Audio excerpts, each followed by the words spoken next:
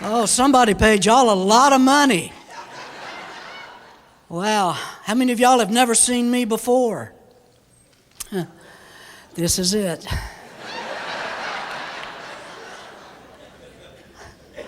An old Brenda Lee song just came to mind. I'm sorry.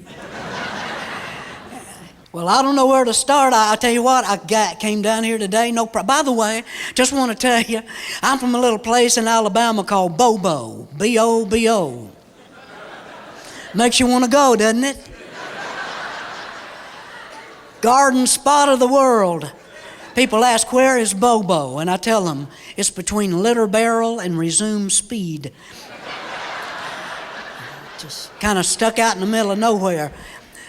But I love the South because it's the place where you can say anything you want to about people, as long as you say, bless his heart. I go up north and people walk up to me and say, oh, I know what that means. That means you're stupid. And I tell them, not where I'm from.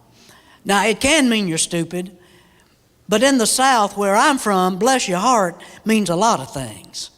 It means compassion. She's so sick. Bless her heart. Or it can mean just pure love. That's the sweetest baby in the world. Bless its heart. Then if it looks like it's daddy, you add, God love it.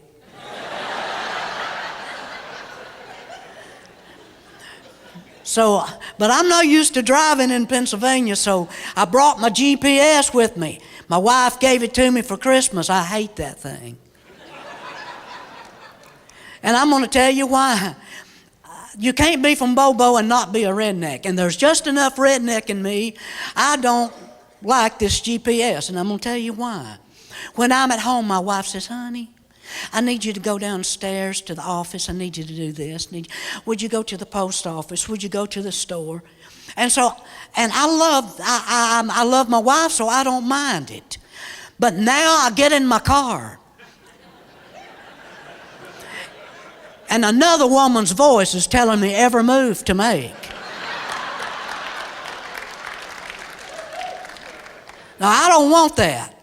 I don't want this. Turn left at next light. I want a redneck GPS. Instead of turn left at next light, I want a voice telling me, hey, buddy, you can do what you want to do. But if I was you, I'd turn left up yonder.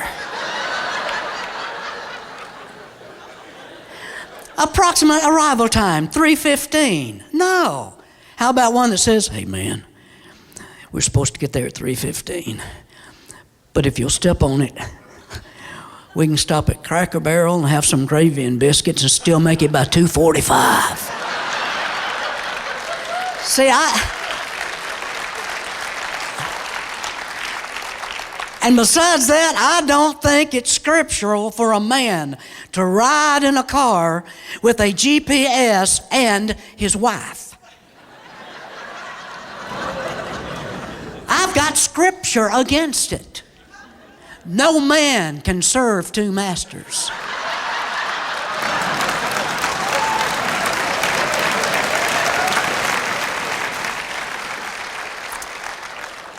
So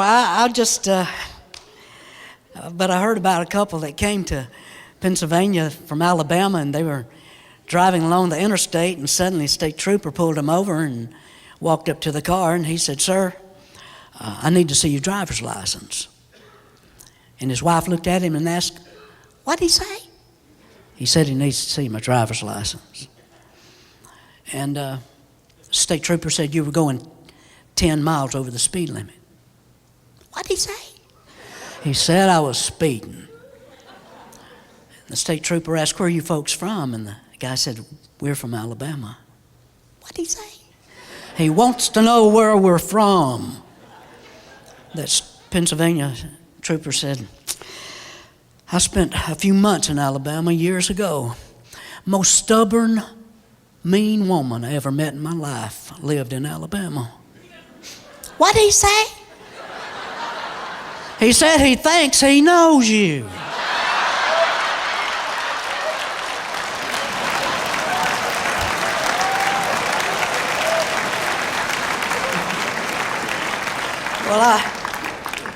Well, it's great that y'all drove tonight to be here, and I tell you, it used to just be time-consuming for the most part to go places, but now prices have changed all that.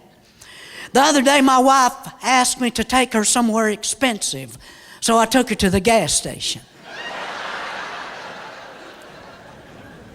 We sat in the parking lot and ate Cheetos and watched the price go up 3 times. But you know what's funny? Perspective. People don't have perspective. I don't like the high gas prices, but let me tell you, the other day, a music executive there in Nashville called, wanted me to meet him and have coffee with him. And he wanted to meet me at Starbucks, so I went to Starbucks with him.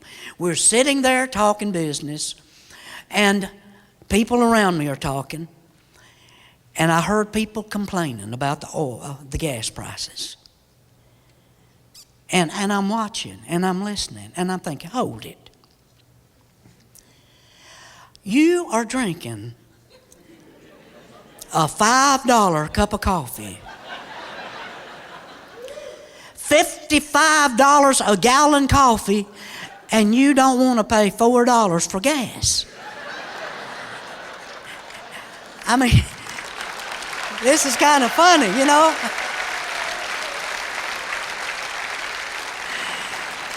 So anyway, all that aside, it's just kind of funny. By the way, I like to check different, you know, I'm Baptist, and I thought I'd go ahead and get that out of the way. And I'll talk about my wife in a minute, but because she's not here and I can. But I have a nephew that's Methodist. Any Methodists here? Oh, yeah, scattered out, and y'all are raising your hands. Gotcha. That's the way we Methodists and Baptists are. Don't mess with me, brother. I'm here undercover. Anyway, I have a Methodist pastor in our family, my nephew. And every Methodist church I've ever been in on Sunday morning has an object lesson time. They call the children to the front, and they give an object lesson. On this particular Sunday, the pastor called the children to the front, and he said, I'm going to give you some hints. And when you guess what I'm talking about, raise your hand and give us the answer. Today, our object lesson is on productivity, storing up and being ready, being prepared. My first hint is our object today lives in trees and jumps from limb to limb. And none of the kids said anything. He said it also eats nuts and stores nuts for the winter. And nobody said anything. He said, okay, now listen to me. It lives in trees, jumps from limb to limb, stores nuts for the winter, and it chatters when it's excited. And one little boy raised his hand. And the pastor asked, what's the answer? He said, well, I know the answer is supposed to be Jesus, but it sounds like a squirrel to me.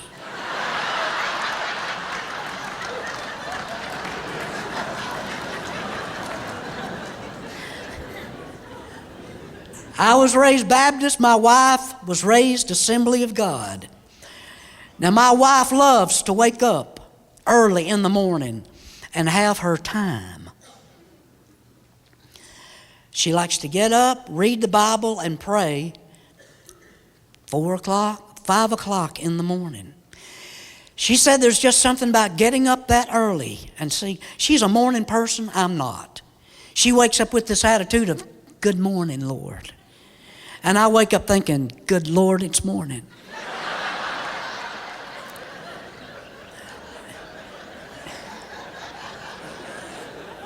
You got to give me some time to wake up.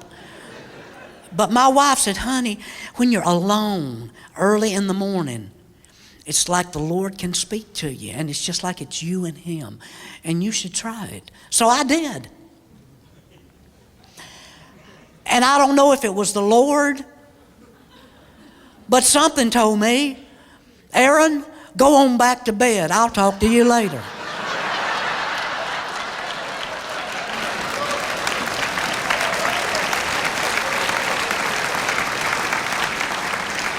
True story now. I get up one morning and I walk into the kitchen. My wife is walking around the kitchen like this.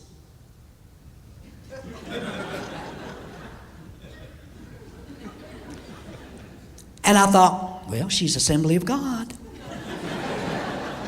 She's had her prayer time. She's read the Bible. Maybe she's singing a praise song to herself. I don't know. So I give her just a couple of minutes and then I ask, honey, are you all right? She said, yes.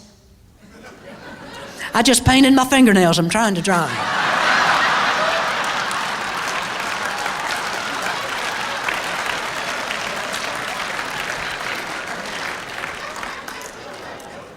My wife fell in love with me about 20 years ago, and she put me on a pedestal.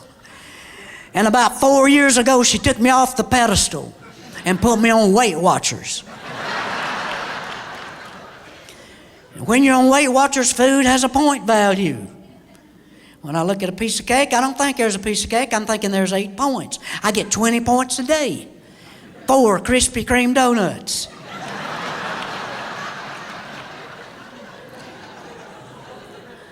I love Krispy Kreme donuts. And, but anyway, all this, and then she signed us up for the YMCA. Signed us up, and then she said, honey, you need to go for consultation. And I asked, what's that? And she said, they'll show you all the different machines there and what you need to do in order to stay fit. So I went.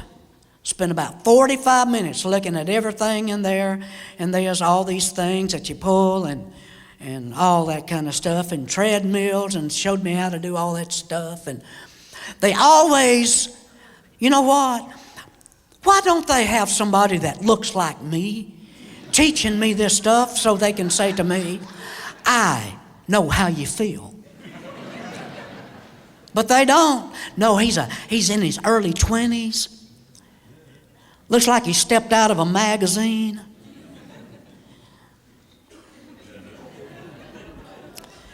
And then he looks at me at the end of that session.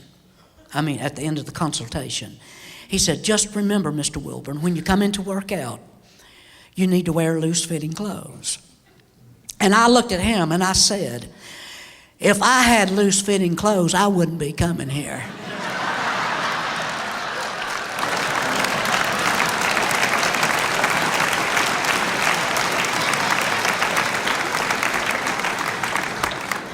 You know, about 5 years ago, my wife said to me, honey, we've promised the kids for 2 years we'd take them to Disney World. You need to take them, or we need to take them, or you need to tell them we're not going. I said, plan it. She did. She put it on the calendar. We drove down to Florida, spent the night in a motel, got up the next morning, and we are going to Disney World. And I'm so excited because I love crowds of angry people. You want to see some mad people? Go to Disney World. You'll see them dragging kids through the park. The kids are crying. I want to go home. I'm tired. No, you're going to have a good time. That afternoon, we rode that little trolley out to the parking lot. Minnie Mouse and Mickey Mouse out in the parking lot waving at us. Kids are saying, oh, Daddy, look, there's Minnie Mouse. Oh, look, there's Mickey Mouse. And I'm thinking about all the money I've spent today. And I said, yep, there's Minnie Mouse, there's Mickey Mouse, here's Goofy.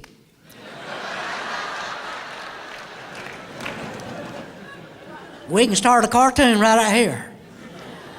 But anyway, I got up that morning, I got dressed in a pair of jeans and a t-shirt. My wife looked at me and asked, is that what you're wearing? I looked at her and said, apparently not.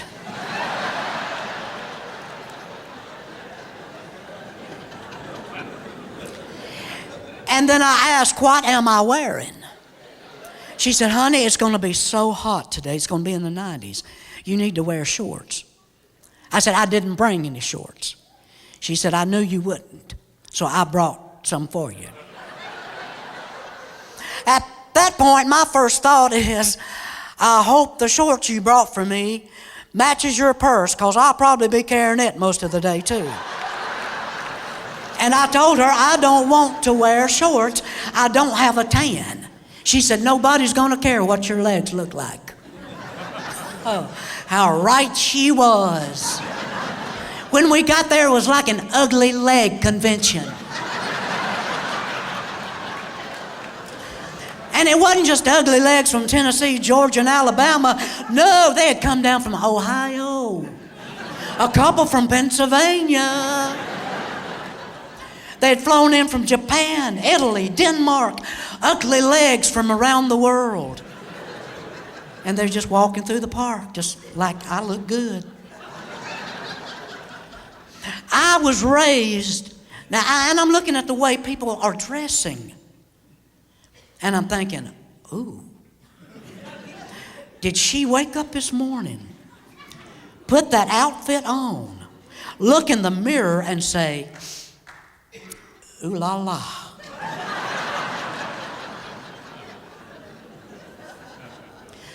I kept thinking, SOS, SOS, shame on Shania. Shania Twain is a country singer that started a fashion of cutting the blouse off, letting the belly button show. I was raised in a conservative Baptist home. But laying morality aside, it's more wrong for some people than it is for others. I know what I would look like in one of them get-ups. I would look like popping fresh dough just came out of the pan. They'd be saying there's a busted box of biscuits.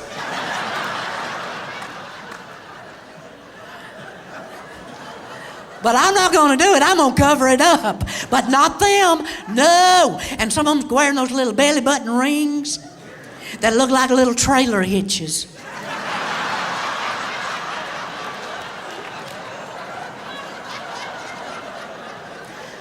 And I'm thinking, put a chain on her, lead her to the dressing room, put some clothes on her. So that's my social commentary, but that's not all of it. You know, as I grow older, I say things that I used to just think. Now, I don't do it to be mean. It's just, I just want to get it off my heart. And I'm not judging anybody, I'm just asking why. Did you ever see something or somebody that makes you wonder why? Some of y'all are wondering that right now. But there are things that make me wonder why. When somebody walks into a room and there's a little dog and they say,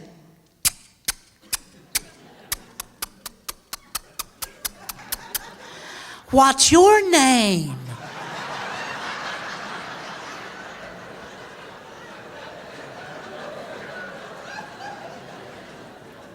Why would you ask a dog its name?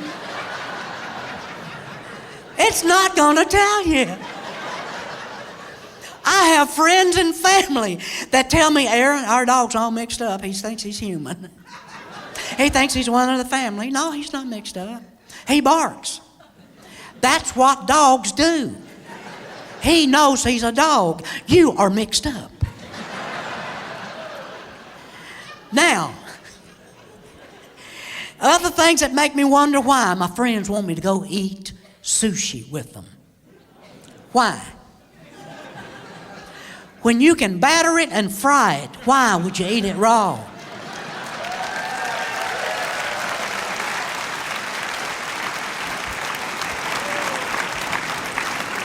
I go fishing with the stuff they eat.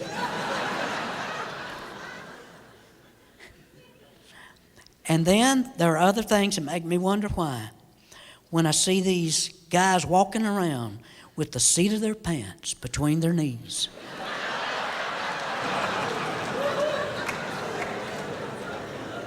Why? I look at him, I'm thinking, if his mama was going to hit him on the hiney, she wouldn't know where to aim for him.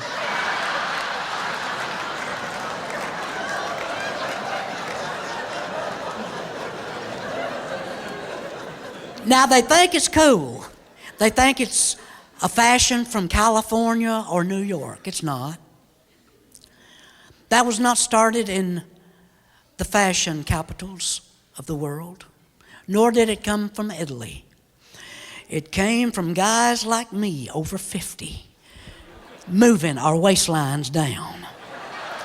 We men over 50 have been wearing the seat of our pants between our knees for years. And they're going to do it again 45 years from now. I'm thinking, why don't you wait? Now, and then there are other things that make me wonder why. The other day I'm at a church get-together, and a young man walks in. I know he loves the Lord. He's a good young man. That has nothing to do with this. I'm just wondering why. He walked in with a ring in his nose. I looked at my wife and I said, he's got a ring in his nose. She said, yeah. And I'm thinking, what brings a person to the point in his life that he wakes up one morning, looks in the mirror and says, something's missing?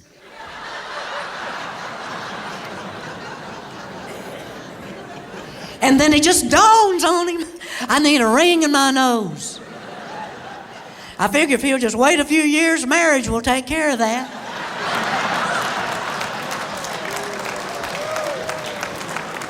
Don't get mad at me. Marriage is a wonderful institution if you want to be institutionalized.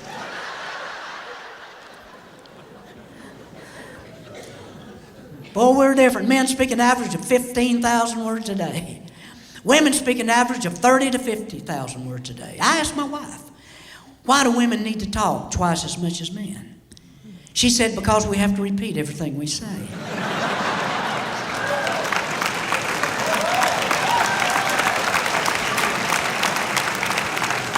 I looked at her and I said, what?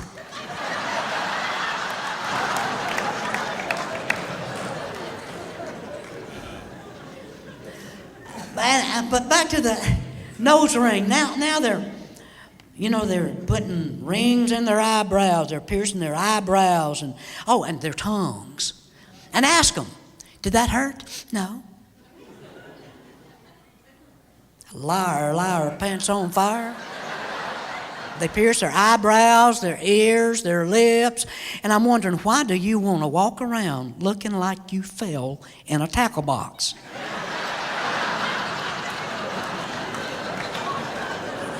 Now, I'm not judging, I'm just asking why. I have friends and family, and no doubt there are folks here tonight who fall in this category.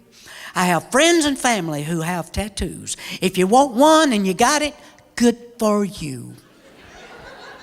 Why? When my doctor says I need to give you a shot, scares me to death. Personally, I can't see me saying to somebody, take that needle and put a motor on it.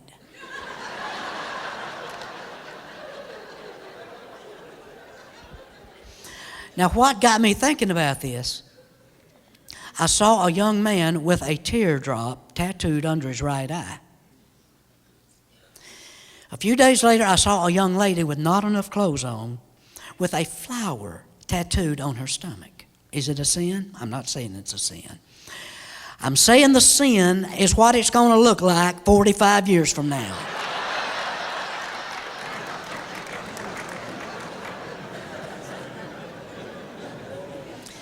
That teardrop's going to be on his chin. And most likely the flower will be wilted.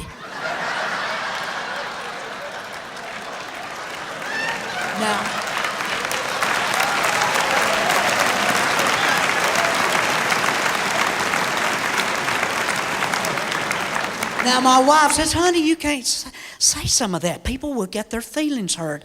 Or they'll get. I said, no, they won't. I'm not judging.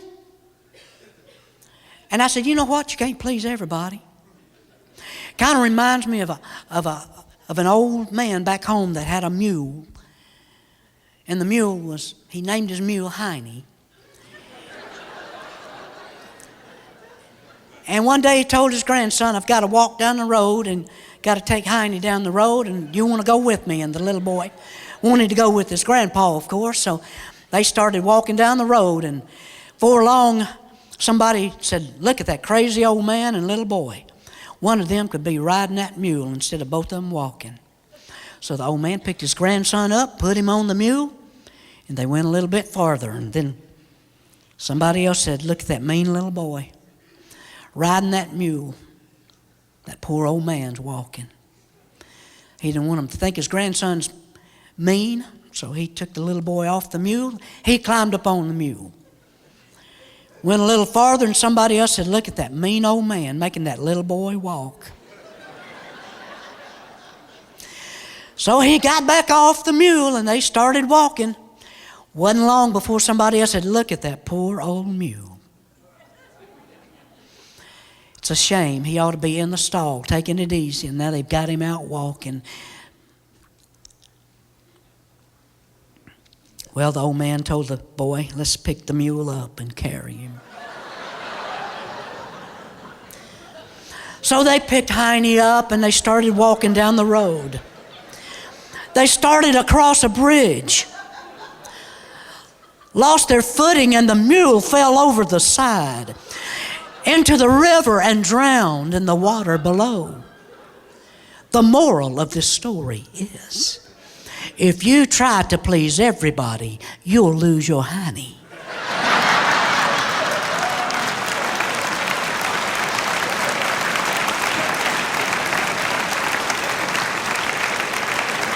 You know, I'm going to have to move right along here because I think right now would probably be a good time for me to sing a little song. I went to Weight Watchers meeting the week before Christmas this past year. And I try to go to Weight Watchers meetings on Thursday because it just helps me keep doing what I need to be doing. And so on this particular day, there's about 30 women and one guy in the room. So I sit over to the side.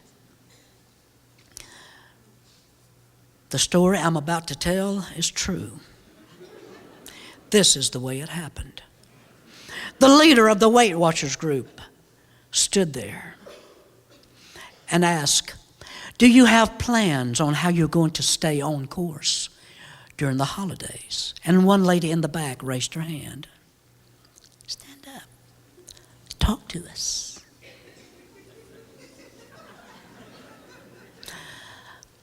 You know, I'm going to tell you right now what I found out. We guys, we laugh about weight. You know, my buddy said, Aaron, you gained a little weight there, hadn't you? I said, yep, I've invested a lot in that. You know, we make jokes about it. It's funny to us. It's not funny to a group of women at Weight Watchers. This is serious stuff. So the lady says, well, I know there's going to be a lot of family coming in and there's going to be a lot of food and I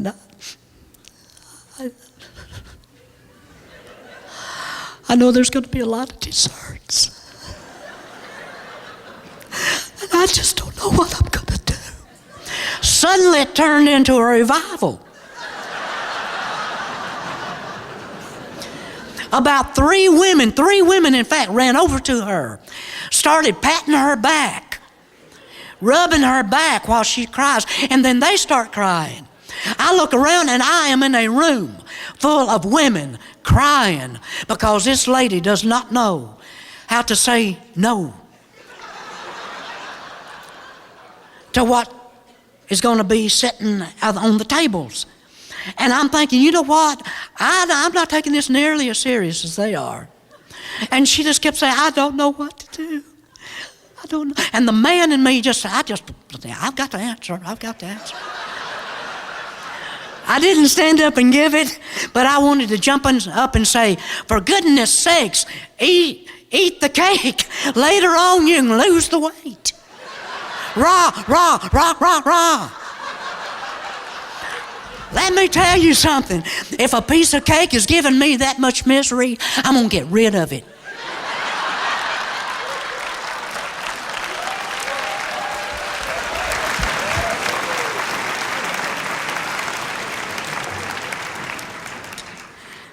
Well, I've got a new little song I'm going to try out on you tonight. If you don't like it, I may never do it again.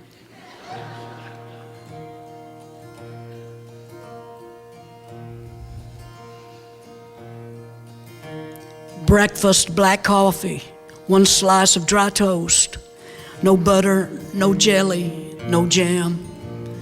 Lunch, some lettuce, 2 celery stalks, no sweet tea, potatoes, or ham. Dinner, 1 chicken wing, broiled, not fried. No gravy, no biscuits, no pie. This dieting sure is a rough way to die.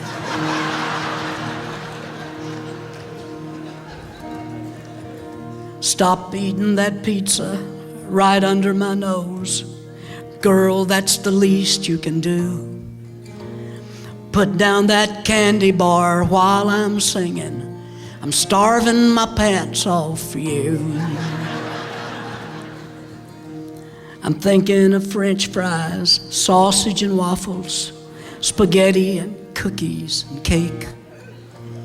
Each night I'm dreaming of chocolate ice cream, and I'm starving to death when I wake. And this dieting sure is a rough way to die. You're fixing the kids all those cream mashed potatoes, but it's bouillon and water for me. Oh, what I'd give for nachos supreme and chicken from KFC.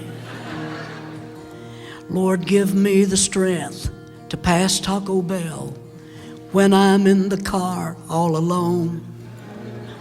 There's Dairy Queen, there's Krispy Kreme. Lord, help me, the hot sign is on.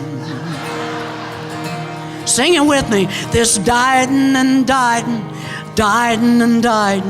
sure is a rough way. One more time. This dieting sure is a rough way to die.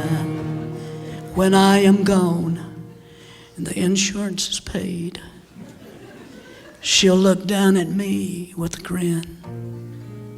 She'll say he tried, he suffered and died. But don't he look good when he's thin?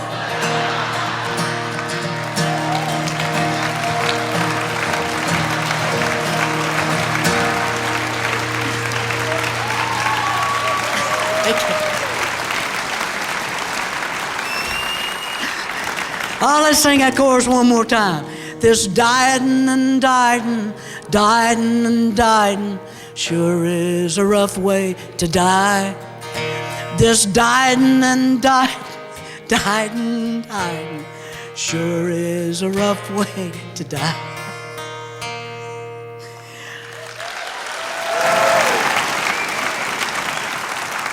Now, I want to tell you, sometimes I'm watching the news, by the way. You want fun? Watch the news.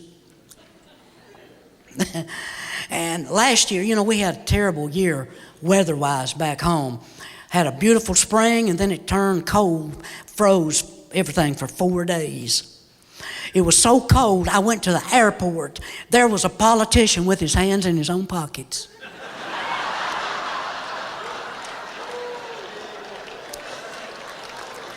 And I've been watching the news. Everybody's mad at politicians. They're mad at Democrats and they're mad at Republicans. And I'm sitting wondering why. Why are people mad at politicians? They haven't done anything.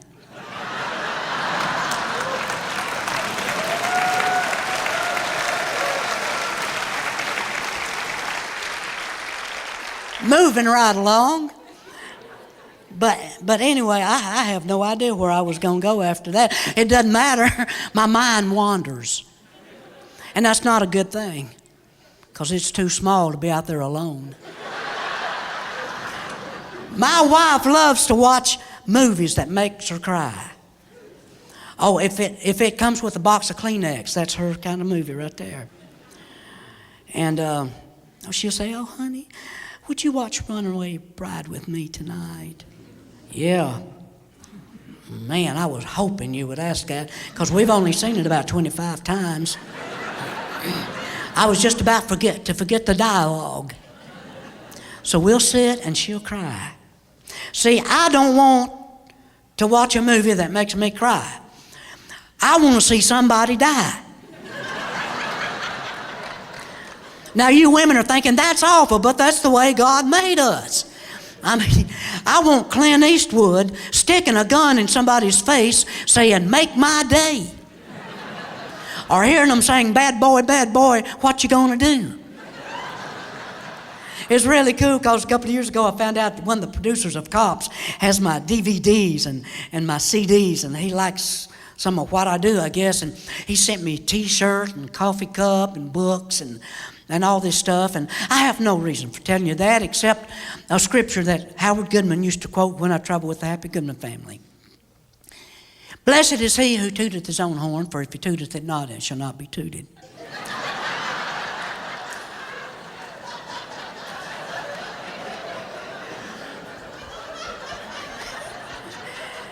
I've looked all over the Bible, hadn't found it yet, but it's a good scripture. Now, but my wife loves to watch that kind of stuff. I love to watch the news. It's entertaining. And it's amazing what you'll read and hear in the news. Wilburn and Orville Wright built an airplane, did what man had never done. Y'all know that. That's the news. Now I'm going to give you the news in here. Let me give you a little more news before I give you the news in here, because Wilbur died in his mid-40s. Orville lived to be in his 70s. Orville Wright died while he was repairing the doorbell at his house. That's the news. Now I'm going to give you the news in here. Men, it's all right to live on the edge and take risks. Build airplanes and fly. That's fine. Do what man has never done before. But doing odd jobs around the house can kill you.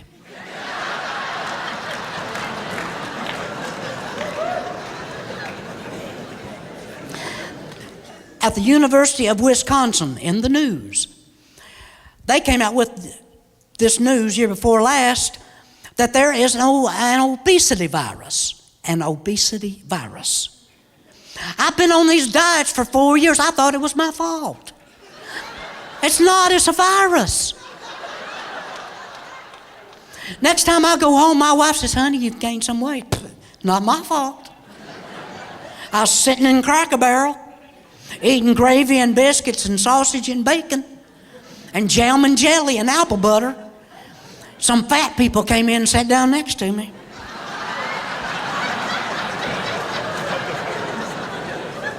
I guess I caught the virus. Now I'm a carrier.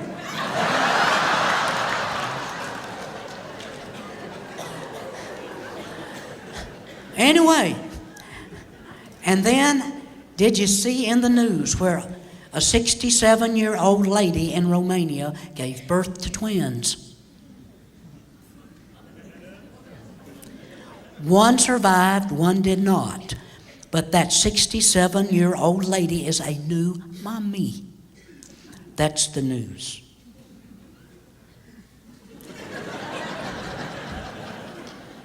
The news in here?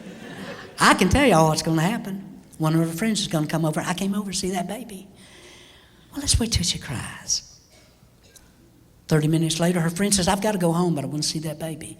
Well, let's wait till she cries. An hour later, her friend says, "I've got to go, but I want to see that baby." Well, let's wait till she cries. Why do we have to wait till she cries? Because I put her down somewhere and I can't remember where she is.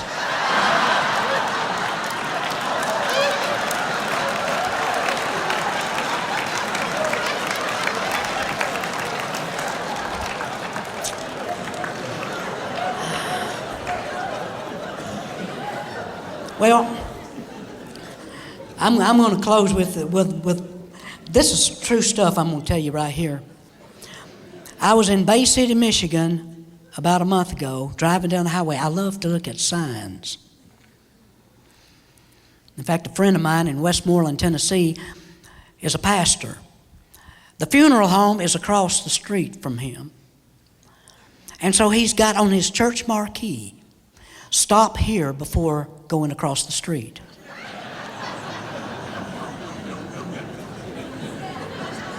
I thought, that's good advice.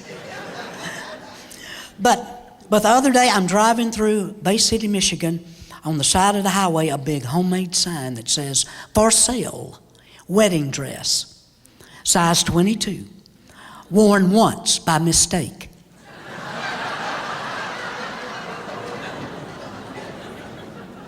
I thought, she is not happy. Now, just south of Louisville, on the side of the road, there's a big sign that's been there for years. "For sale, used cows."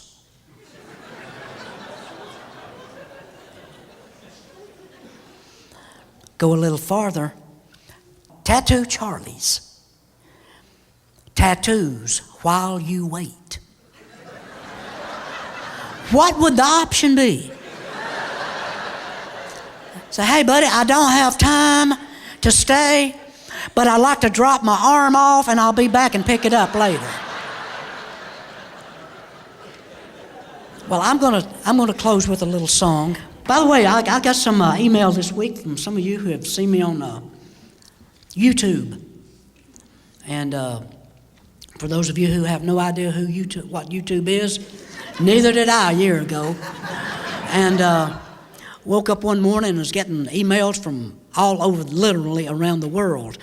And everywhere from Japan to England and just everywhere. And somebody had put one of my videos on YouTube. And anyway, I'm glad y'all are here tonight, wherever you're from, however you saw us. And it's been great to be here. Let me tell you why I enjoy doing what I do. A few days ago, I was at a pastor's conference they'd called me to in New Orleans. And for about 20, 30 minutes that night, I did what I do. And a gentleman came up to our table, and he told my wife and I, he pastors a church in Arkansas, and he said, a little over a year ago, my wife and I lost our 26-year-old son in a car accident. And he said, there are nights, he said, my wife weeps continually, still. He said, there are nights that I'll get out of bed at 12 or 1 or 2 o'clock in the morning, go to the place where the accident took place, and I'll lie on the ground where we found his body, and I'll cry until dawn. I'll go to the cemetery and sit beside his grave and cry. And he said, the reason I wanted to tell you this is to tell you that tonight, while you were on stage, I heard my wife laugh for the first time since our son died in that car accident. And I realized then the power of laughter and the healing of laughter. And since that, I've gotten phone calls from him, and he's invited me to come to his church and speak to his church. And he says they are finding healing, not only in the laughter, but in the Word of God, of course, and in the strength of God. But I wanted to tell you, I love to laugh, but more than that, I love what laughter does for the soul, for the spirit, for the heart, and for the face. Some folks think they need a facelift. No, they just need a spiritual lift. And they would look a lot different. I see folks that, I'm in churches a lot, and people look at me like, bless me if you can, I dare you. And boy, it's been nothing like that here tonight. I'm going to close with a little song I did on one of the Gaither videos, and it goes like this. Since all her friends have got one, now my wife wants one too. A knee-length fuzzy fur coat, nothing else will do. Said she'd look real classy, make me proud of her. If I just break down and buy her a fur. Well, it got me to thinking, how am I going to swing that sort of deal? The Lord knows I can't afford it, and it's wrong to steal. But the problem finally solved itself like a bolt out of the blue. Jumped right out in front of me on Highway 22. That big old German Shepherd, my car he did not see. Now he's in dog heaven, but his hide belongs to me. For 3 weeks in the basement, I worked late almost every night. It was mostly trial and error, but I finally got it right. I put it in a cardboard box, carried it upstairs to her. Oh, she was tickled pink to see that fur.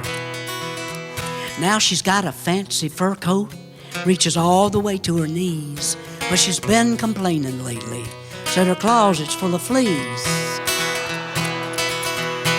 She don't know old Fido is wrapped around her tight.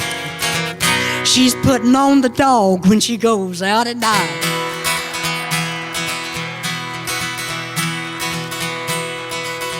Well, she's been depressed here lately since I backed out over the cat. But I think she'll feel much better when I give her this new fur hat.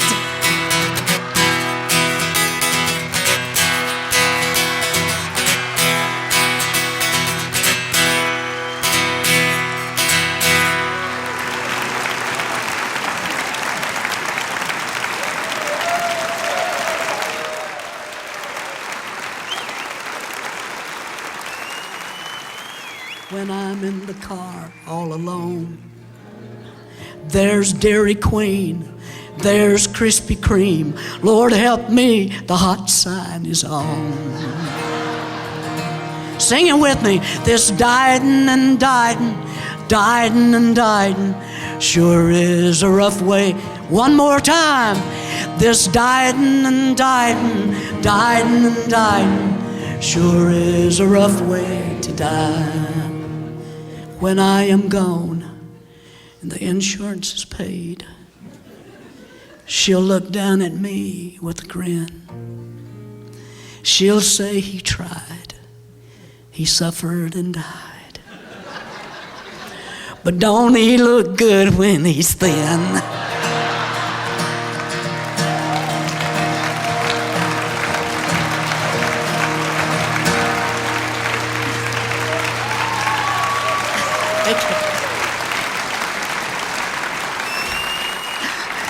Oh, let's sing that chorus one more time.